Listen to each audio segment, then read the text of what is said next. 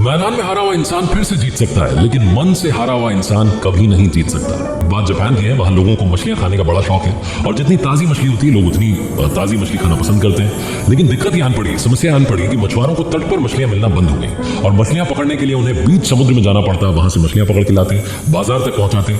लेकिन इस सब के बीच में इतना वक्त लगता कि मछलियां बाजार तक पहुंचते पहुंचते बासी हो जाती और मछुआरों की मछली कोई खरीदता नहीं, क्योंकि मालूम चल जाता कि बासी है ताजी कौन सी।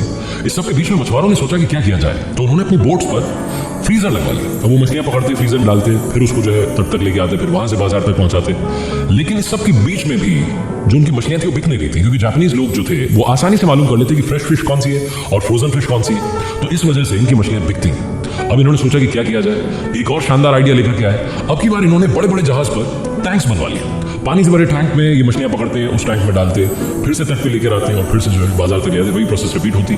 लेकिन इस बार भी मछलियों में वो स्वाद नहीं रहता, क्योंकि इतने बड़े टैंक में इतनी सारी मछलियां डाली जाती कि उनके तैरने की जगह नहीं मिलती और इस वजह से मछलियां वहां तक पहुंचती पहुंचती बासी सी हो जाती। अब समझ में नहीं आ रहा था मछुआरों को किया जाए तो क्या किया जाए। उन्होंने एक आइडिया निकाला और इतना कमाल का आइडिया कि उनका काम आसानी से हो गया।